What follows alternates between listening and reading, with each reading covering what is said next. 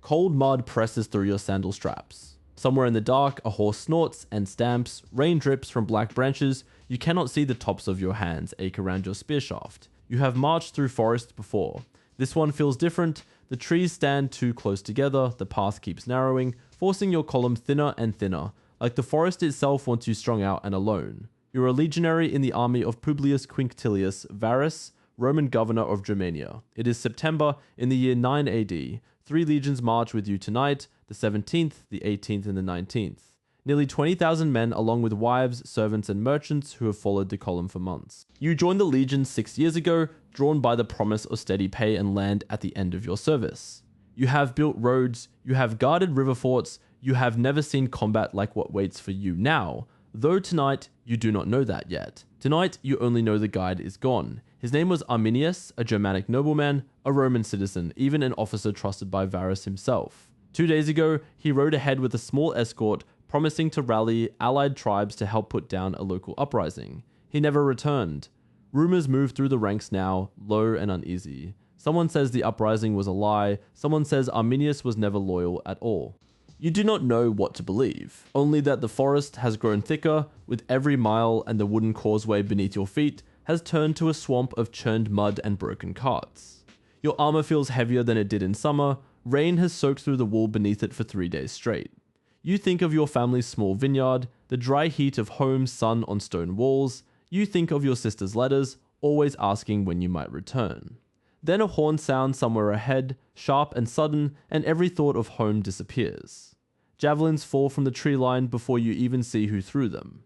A man 2 ranks ahead of you drops without a sound. The column jerks to a halt, then surges forward, then stops again, men crushing against each other in a space too narrow for a proper battle line. This is what the Germanic tribes have chosen. Not an open field where Roman discipline and formation would crush them, a forest, a bottleneck.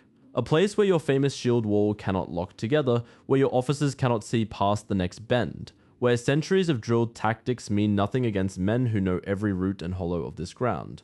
You have trained for pitched battle, nothing prepared you for this, your sentry tries to form up, shields raised, but the trees break every line before it forms, mud swallows your left foot to the ankle. You wrench it free, losing your balance, and a spear grazes your shoulder before you even register the attacker's face. Around you, men you have marched beside for years are falling in ways you cannot make sense of, struck by unseen hands from behind brush and bramble. An officer shouts orders that reach only the nearest few ranks before dissolving into rain and chaos. You grip your spear and press forward because stopping means dying and moving means dying more slowly, and there is no version of tonight where staying calm feels possible. Historians would later piece together what happened over these 3 days from the writings of Roman senators and the accounts of men who somehow survived. Tacitus, writing decades later, described bones scattered across the battlefield when Roman soldiers finally returned to bury their dead. Broken weapons, skulls nailed to trees. The Germanic tribes led by Arminius had studied Roman tactics for years. Arminius had served in the Roman military himself, had learned Latin, had earned citizenship, had used every piece of that trust to plan an ambush that would become one of the most devastating defeats in Roman history. You do not know any of this as you fight, you only know your sentry is scattered, that the man beside you has stopped moving, that your spear arm has gone numb from repeated impact against shields you cannot properly see.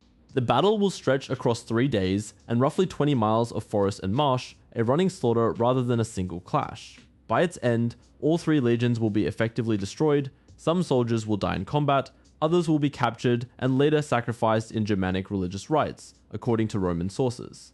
A few will escape through the trees, carrying news that will reach Emperor Augustus in Rome, and according to the historian Suetonius, drive him to a grief so severe that witnesses claimed he would strike his head against palace walls, crying out for his legions to be returned to him. Whether you survive this night is not something you can know while it is happening, that is the nature of catastrophe. It rarely announces itself as catastrophe while you're inside it. It feels instead like confusion, like mud, like the sudden absence of a man who was breathing beside you moments ago. It feels like your hands doing what they were trained to do while your mind cannot process what is actually unfolding. What the Battle of Teutoburg Forest reveals is not simply a story of one army outmaneuvering another, It reveals how easily overwhelming institutional power can be undone by local knowledge and a single betrayal from within. Rome had conquered vast territories through superior organization, engineering, and discipline. None of that mattered once the terrain itself became the enemy's greatest weapon, and once the man guiding the army turned out to be leading it into a trap he had designed himself. The defeat was so severe that Rome permanently abandoned its ambitions to conquer Germania beyond the Rhine. The border it drew afterward, roughly along that river, would help shape the cultural and political map of Europe for centuries to come. Some historians argue that without Teutoburg, the language, laws, and even the borders of much of modern Europe might look entirely different today. You in this forest know none of that. You know only rain and mud and the weight of your shield arm and the sound of a horn that keeps sounding somewhere in trees you cannot see through. Whatever happens to you personally in the next few hours will never be recorded by name. You are one of nearly 20,000 men, most of them unnamed in every surviving account, whose fates are folded into a single historical sentence about 3 lost legions. And yet the fear you feel right now, the confusion, the desperate motion of a body trying to survive a situation the mind cannot fully grasp, is the same fear that shapes decisions in crises today, whether on a battlefield or in far smaller, far less bloody moments of modern panic. The forest has not changed in 2,000 years, only the shape of the danger has.